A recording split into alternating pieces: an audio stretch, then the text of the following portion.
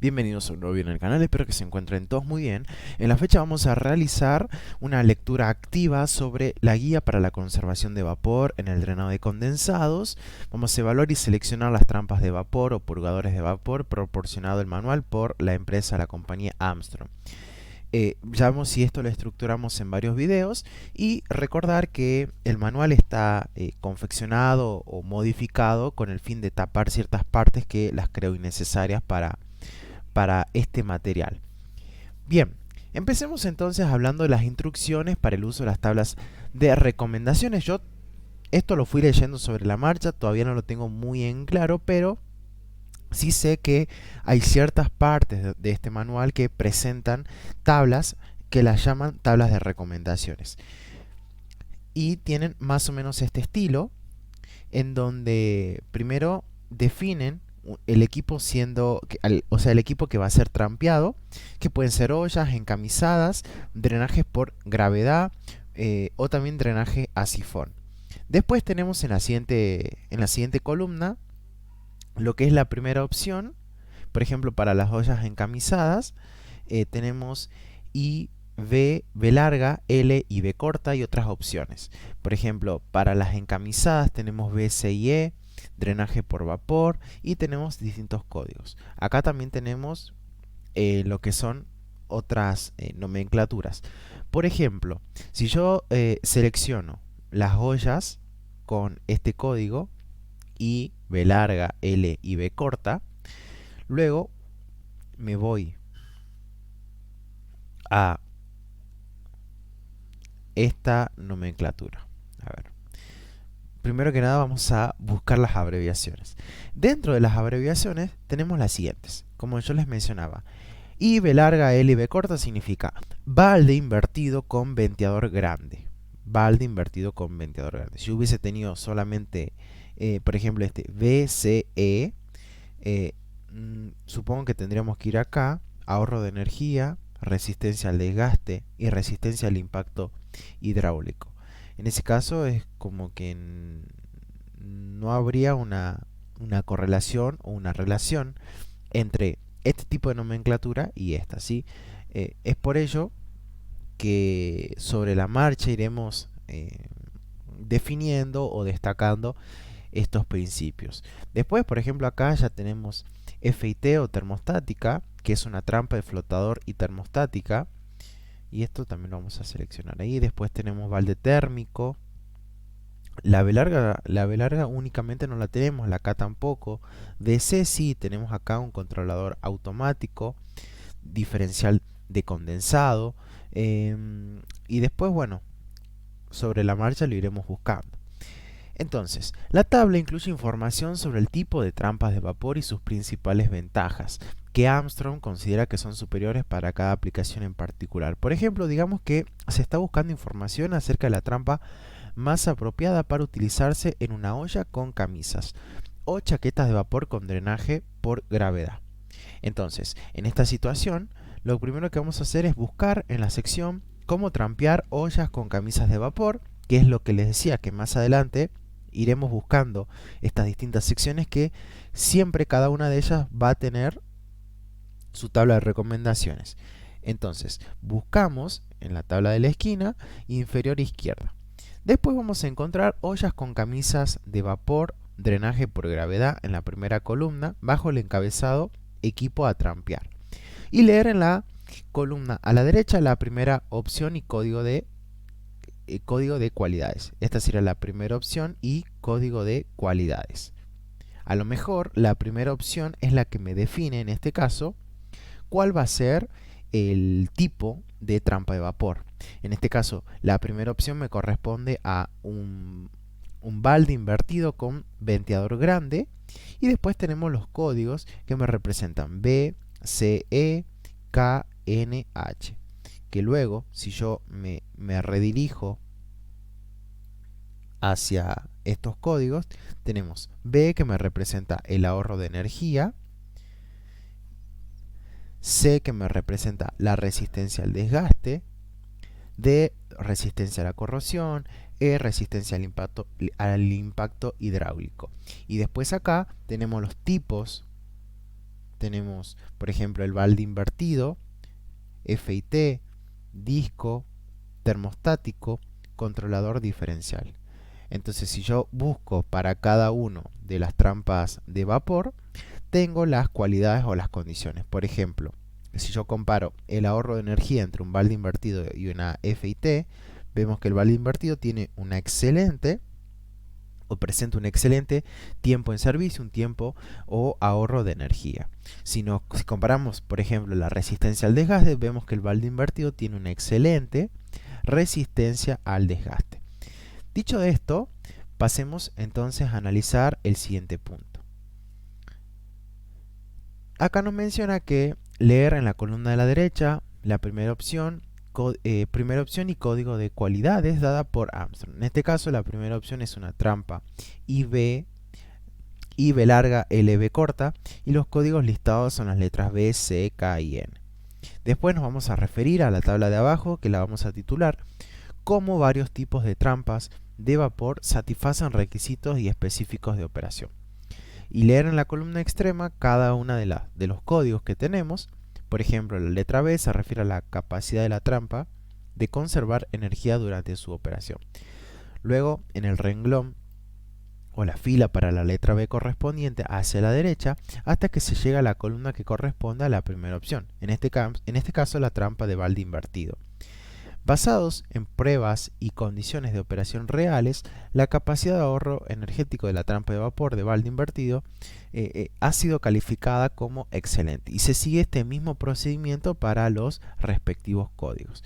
Entonces, la balde invertido con ventilador grande lo vamos a denominar como trampa de balde invertido, ¿sí? Bueno, continuando entonces con lo respectivo al manual, pasamos a entender un poco acerca de las tablas de vapor. Vamos a hacer un repaso y destacar algunas definiciones y algunos conceptos que tienen que quedar claros para poder entender cómo es que se trabaja con una tabla de vapor. En principio vamos a decir que los valores para el calor y las relaciones presión-temperatura que se usan en este manual han sido tomados de la tabla de propiedades del vapor saturado. Tenemos entonces una tabla que en principio la vamos a clasificar en presión, temperatura, calores y volumen específico. Nos centremos ahora en lo respectivo a las presiones, que serían estas dos primeras columnas. La columna 1 me corresponde a la presión manométrica en bar, y la columna 2 me corresponde a la presión absoluta también en bar. A partir de allí, empecemos con la primera relación a entender, la relación presión-temperatura. Tanto la columna 1, 2 y 3, diremos que a cada presión le corresponde, obviamente a cada presión relativa le corresponde su presión absoluta, que lo que hacemos es, para obtener este valor, le sumamos el valor de la presión atmosférica. Y de esta manera determinamos la relación presión-temperatura, ya que a cada presión le corresponde su temperatura del vapor.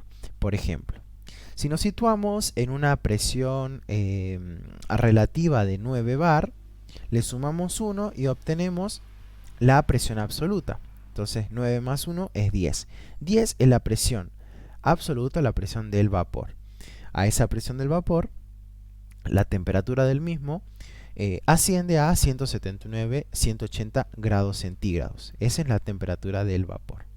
Bien, entonces ya nos vamos a olvidar entonces de esta primera parte. Yo lo que voy a hacer acá es borrar esto. Uy, acá se tapó todo. Vamos a dejar esto como estaba.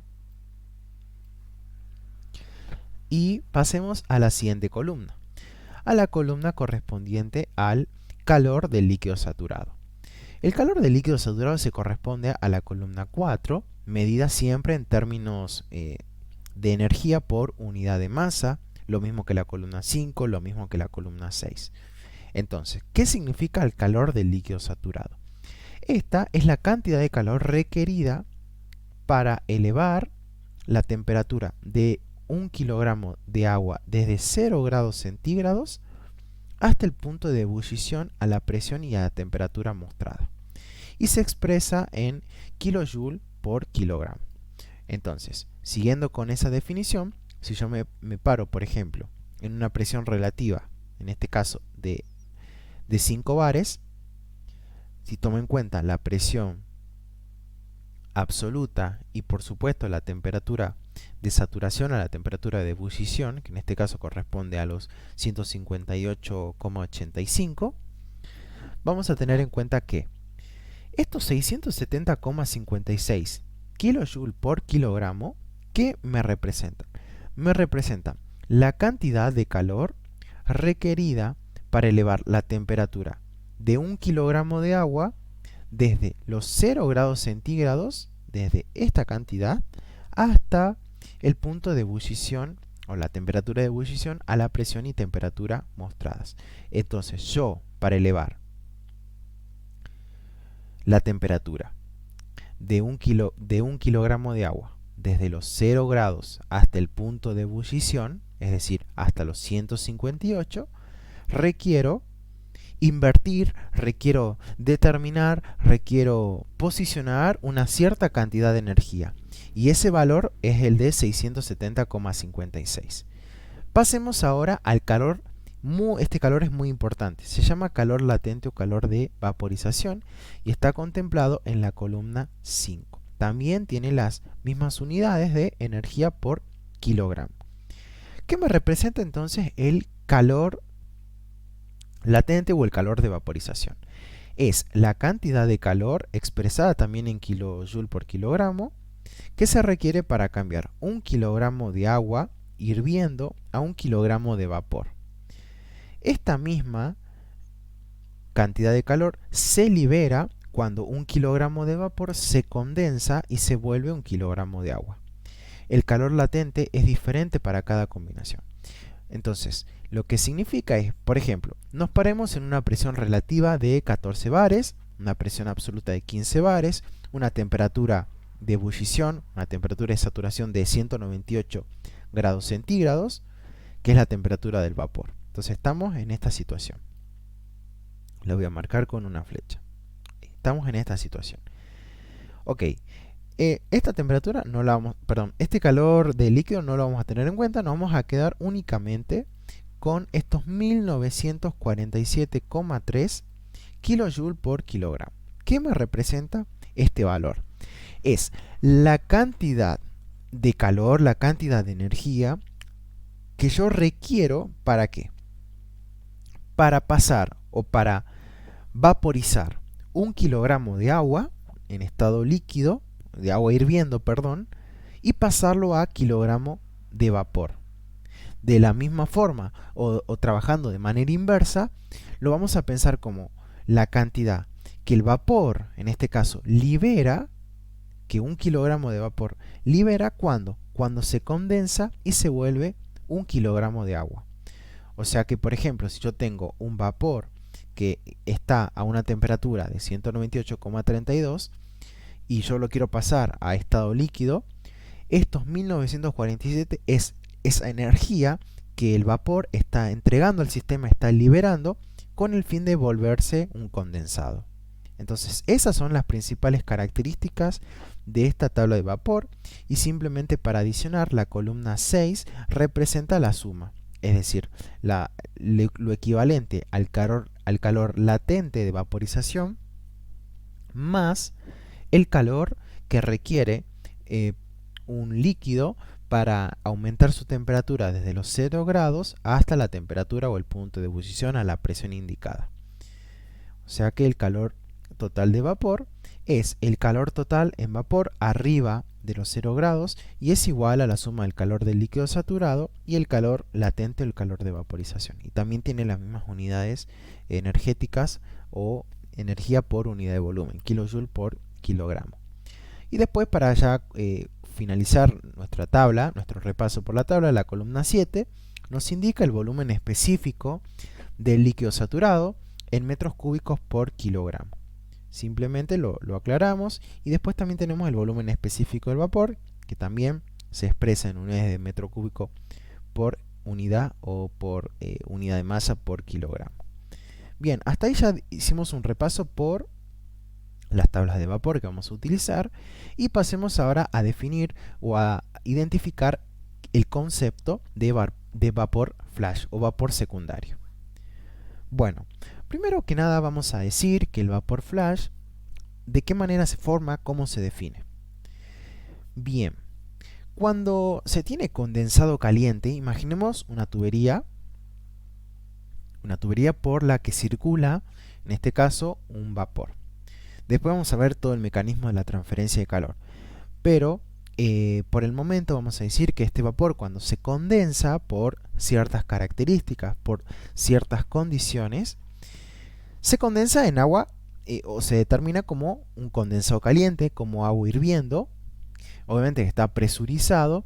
Y cuando yo lo libero a una presión más baja, ya sea por un enfriamiento o por alguna otra cuestión, y la libero a una presión más baja, parte de estos líquidos se vuelven a evaporar, y esto es lo que lo vamos a denominar vapor flash o vapor secundario. Es ese vapor que se genera una vez que yo tengo un condensado caliente o agua hirviendo presurizada y la libero a una presión más baja. Y es importante porque guarda unidades de calor o energía que pueden ser aprovechadas para una operación más económica de la planta. Imaginemos que yo tengo ese vapor flash que se genera, que en definitiva me termina generando un cierto calor latente que yo lo puedo aprovechar, ¿sí? Ya sea para economizar en algún punto, en alguna parte del proceso. Ahora bien, el calor que es absorbido por el agua, cuando eleva su temperatura hasta el punto de ebullición, se llama calor sensible o calor del líquido saturado. O sea que este calor del líquido saturado que estuvimos hablando, que como mencionaba, era la determinada cantidad de calor requerida por la cantidad de calor requerido que requiere un kilogramo de agua, cuando eleva su temperatura hasta el punto de ebullición, lo vamos a denominar calor sensible.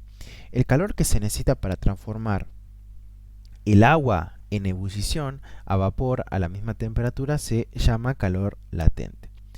La unidad de, bueno, esto ya no nos interesa. Sin embargo, si el agua se calienta a presión, su punto de ebullición es más alto que los 100 grados centígrados y consecuentemente el calor sensible requerido es mayor. Mientras más alta sea la presión, más alto será el punto de ebullición, eso es correcto, y mayor el calor requerido. Cuando la presión se reduce, una cierta cantidad de calor sensible es liberado. Acá está entonces la clave.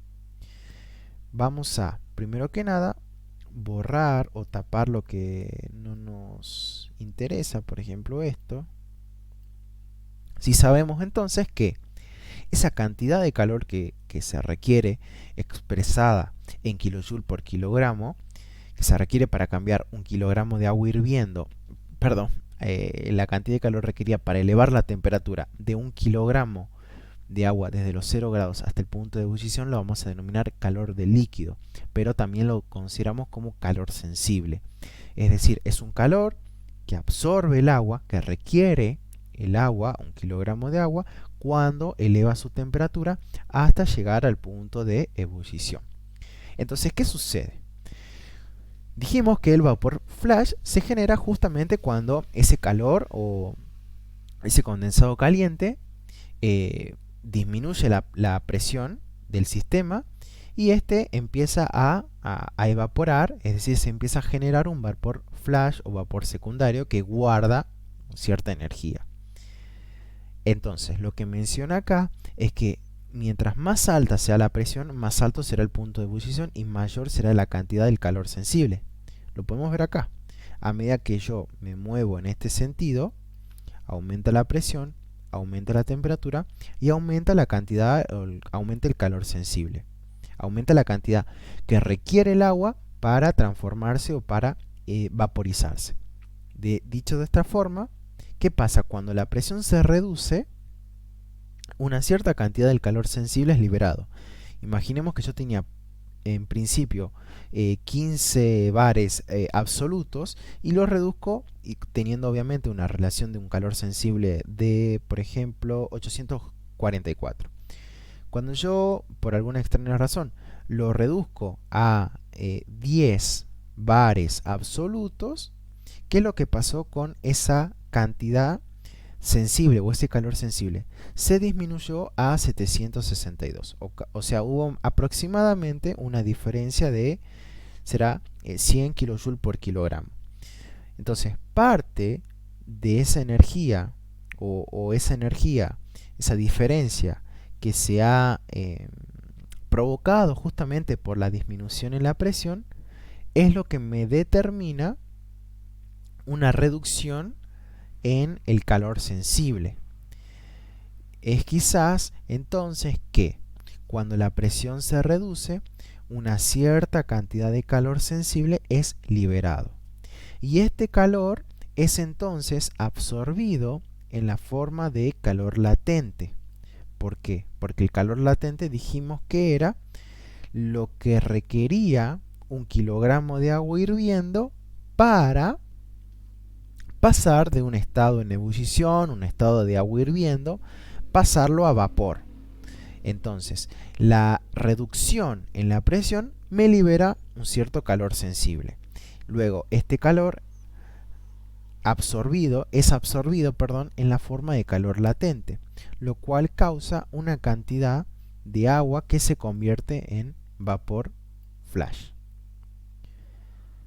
Pasando de nuevo, diremos que condensado a la temperatura de vapor y a una presión absoluta de 10 bares, guarda una cantidad de calor a 762,81. Si este condensado se descarga a la presión atmosférica a 0 bar, su contenido calorífico instantáneamente se reduce a 417,46. La diferencia, esos 345 kJ por kilogramo, transforma parte del condensado en vapor flash. ¿Por qué? Porque esa reducción en la presión me ocasionó que el calor sensible se transforme en calor latente y pueda generarse, a raíz de esta diferencia, vapor flash o vapor secundario. Entonces, si nosotros quisiéramos determinar cuál es el porcentaje de condensado que se va a convertir en vapor, lo vamos a usar empleando la siguiente fórmula, en donde SA es el calor sensible del condensado a alta presión, le restamos el calor sensible del condensado a baja presión, o sea, a la presión a la cual se descarga, y lo vamos a dividir por el calor latente del vapor a baja presión a la cual se descargó. Siguiendo con el ejemplo, vemos que estos 762 correspondían a la situación cuando yo tenía una presión elevada, en este caso creo que era 10 bares relativos. 417 corresponde al calor sensible a la cual se descarga una vez que disminuye la presión, y el denominador se corresponde al calor latente del vapor a baja presión a la cual se descargó. ¿Sí? O sea, esto es mi calor latente y este es mi porcentaje también de la diferencia, me representa ese calor latente. O sea que si yo hago la diferencia, aproximadamente el 15% de todo mi capacidad para pasar a estado vapor en la situación de presión baja, ese 15% me representa vapor flash o vapor secundario. Entonces del 100%, el 15% me representa ese vapor flash que obviamente lo puedo trabajar. Bien, sigamos con otros conceptos básicos. Y dice acá lo siguiente: a la cantidad de calor que se requiere para transformar agua hirviendo a vapor se llama calor de vaporización o calor latente. Ya lo vimos, la cantidad requerida es diferente para cada combinación. Vapor trabajando. ¿Cómo el calor de vapor es utilizado? El calor fluye de un punto alto. Bueno, y ahora vamos a empezar ya con el término, la transferencia de calor, qué sucede con el vapor, qué sucede con la tubería, qué sucede con la caldera. Vamos a empezar a razonar un poco esta idea. Bien, empecemos diciendo lo siguiente. El calor fluye de un punto a alta temperatura a un punto a temperatura menor. Esto es lo que se conoce como transferencia de calor. Toda transferencia de calor ocurre de manera natural desde un punto caliente hacia un punto frío. Entonces, si hablamos de transferencia de calor, hablamos de dos situaciones o dos límites por los cuales va a surgir la transferencia de calor. Si empezamos en un sistema de generación de vapor, vamos a empezar en la cámara de combustión de la caldera, donde el calor fluye a través de la pared de los tubos de la caldera hasta el agua. Cuando la presión más alta de la caldera empuja el vapor hacia afuera de la caldera, los tubos de distribución se empiezan a calentar. Imaginemos que inicialmente tenemos lo que serían tubos, ¿sí? A ver si puedo dibujar. Imaginemos que tenemos acá, ¿sí? Este tubo, y yo al pasar en contacto todos los gases junto con el agua, esto se empieza a calentar, ¿sí? Entonces, empezando la cámara de combustión, el calor fluye a través de las paredes de los tubos hasta el agua. Entonces el agua se empieza a calentar. Cuando la presión más alta de la caldera empuja el vapor hacia fuera de ella, ¿qué sucede? El agua está en estado caliente, empieza a calentarse y obviamente se empieza a generar una transferencia de calor, puesto que las tuberías están a una temperatura inferior. Entonces, el calor fluye a través de las paredes de los tubos hacia el aire a una temperatura menor alrededor de la tubería.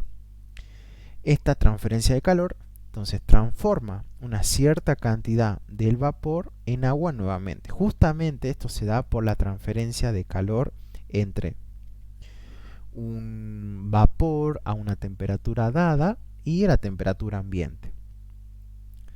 Tratemos de razonar un poco esta idea. ¿Qué significa que yo tengo, por un lado, que tenga acá ambiente y acá tenga vapor? Quiero ver si le podemos dar una lógica por lo que vimos acá.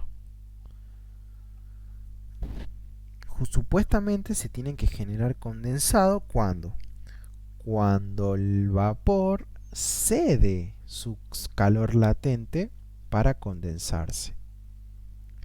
Y esa condensación se da en términos de presión y en términos de temperatura. ¿Por qué decimos esto? Porque al estar en contacto un fluido caliente con otro fluido frío, en este caso el aire, ¿qué sucede? Imaginemos que si inicialmente teníamos vapor a una presión de vapor de 20 absoluto y un calor latente de, en este caso, de 1890 kJ por kilogramo. Si entra en contacto con el aire y seguramente su temperatura, que era los 212, se reduce a, por ejemplo, 179. El hecho de que se reduzca esta temperatura provoca que, en este caso, el calor latente es mayor, o sea, aumenta. Si lo vemos en la situación inicial, estos 1890 me representan, en términos de condensado, la cantidad de calor que se libera cuando un kilogramo de vapor pasa a condensado. Y si lo vemos en términos de una situación final, esta cantidad de calor que se libera, que libera el kilogramo de vapor para pasar a kilogramo es mayor, a kilogramo de agua es mayor, producto de la disminución en la temperatura. Y sí, es que tendríamos que encontrarle alguna lógica en denominar transferencia de calor. Porque que yo disminuya mi temperatura necesariamente me implica que aumente mi calor latente, que aumente mi calor liberado. Si yo antes tenía esta situación, ¿y qué hubiese pasado si yo aumento la temperatura? Si yo aumento la temperatura, mi calor latente disminuye. O sea, libero menor cantidad de energía.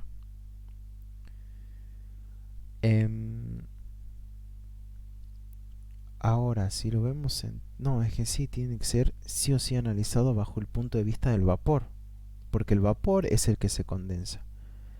Y a lo mejor será porque si yo disminuyo mi temperatura, ese calor latente de vaporización aumenta, o sea que voy a liberar mayor cantidad de energía y quizás por eso yo trabaje o busque esa transferencia de calor. En este caso por radiación, obviamente. Bueno, lo vamos a dejar ahí, vamos a ver si en algún momento después lo aclaramos. Después decimos lo siguiente. Cuando la presión, no, nos hemos quedado así, acá.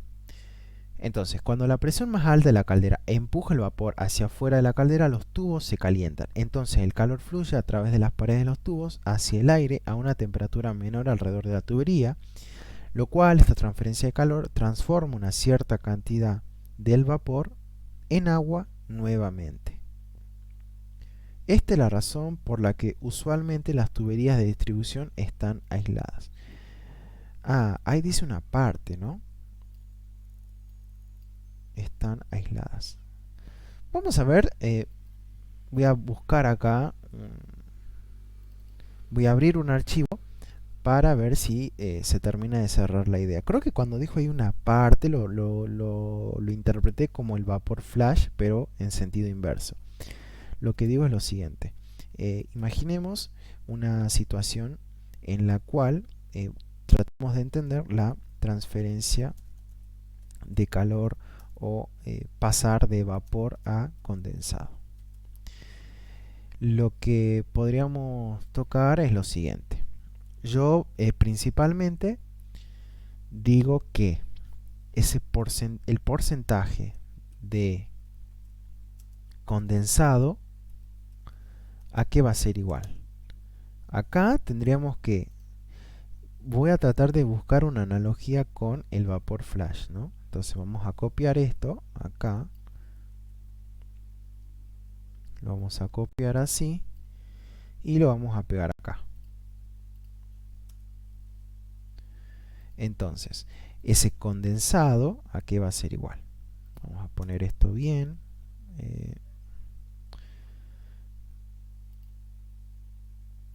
Esto va acá.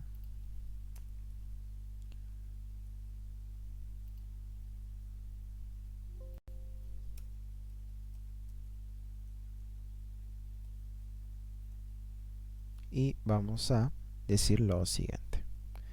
Porcentaje de condensado.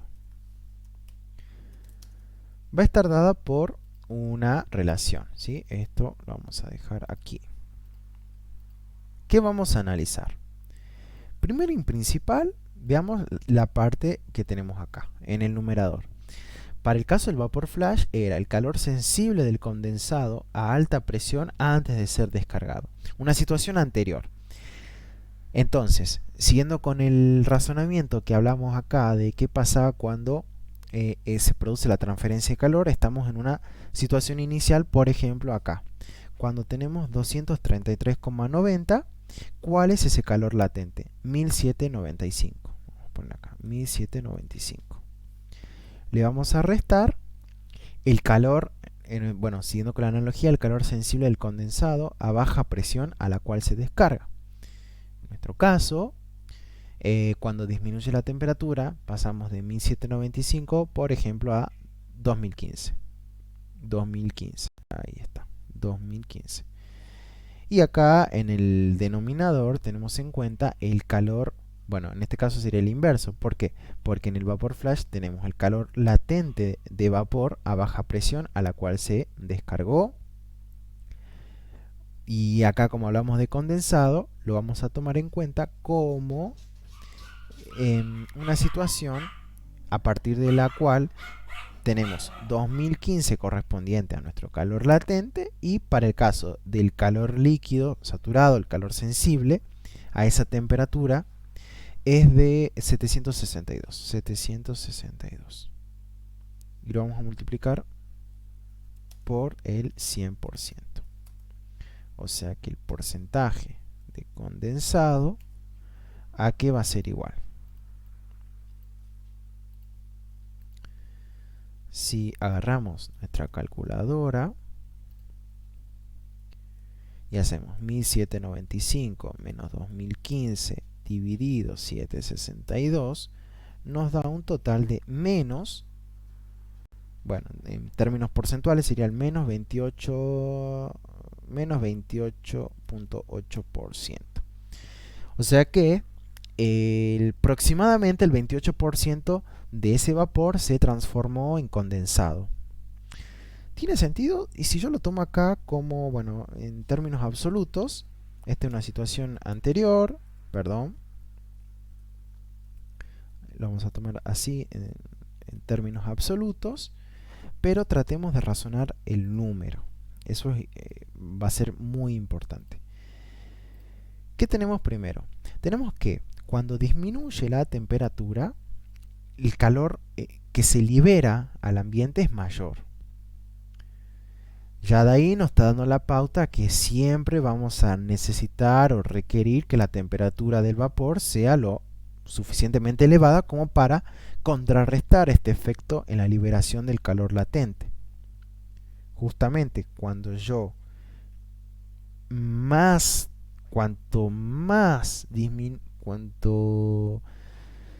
sí, se podría decir que a medida que disminuye la temperatura, mayor es la cantidad de energía que se libera y, por supuesto, si lo vemos en términos absolutos y esto lo invertimos, yo te podría poner esto así y ya no tendríamos el módulo, digamos. Veamos esta parte. Si yo aumento, o en este caso, si logro una transferencia efectiva en el sentido de que la diferencia entre la temperatura ambiente y la temperatura del vapor es lo suficientemente grande, significa que este término va a aumentar. Este término correspondiente a la temperatura a la cual se libera, o sea, la temperatura ambiente o la temperatura intermedia, ya después veremos los mecanismos, pero si este valor aumenta, ¿eso qué significa? Que cuanto menor sea la temperatura a la cual se ha disminuido la temperatura inicial, en este caso del vapor, tanto mayor va a ser el porcentaje de condensado. Y este 762 cambiará o no cambiará. Esa es otra pregunta. ¿Por qué? Porque si aumenta el calor sensible final, ¿qué sucede si aumenta el calor latente, el calor sensible, veamos, ¿qué sucede? Habíamos dicho que cuanto aumenta la presión, aumenta la temperatura, aumenta la cantidad que se requiere justamente para pasar de estado de agua hirviendo a vapor. Entonces, en definitiva, aumentaría en este sentido, en el sentido descendente, el calor sensible. Pero en este caso, como estamos diciendo que disminuye, este término se hace más chico.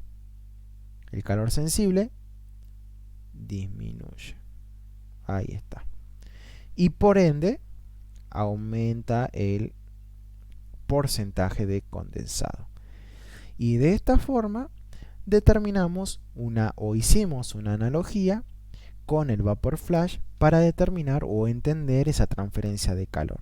Entender por qué es importante, o en primera medida, porque es importante aislar, en este caso, las tuberías, con el objetivo de mantener en el recinto lo menos posible la diferencia de temperatura, cosa de que no se genere condensado. Bueno, creo que podríamos dejar hasta acá esta primera parte donde hicimos una pequeña introducción y ya una vez entendido esto, bueno, acá dice esta es la razón por la que usualmente las tuberías deben estar aisladas, ya que así se minimiza el desperdicio de energía, la transferencia de calor indeseable. La historia es diferente cuando el calor llega a los intercambiadores de calor. Bueno, esto ya más que nada. Drenado del condensado porque es necesario. Bueno, y ya para la siguiente parte hablaremos acerca del drenado del condensado, de la purga de vapor y de las trampas de vapor.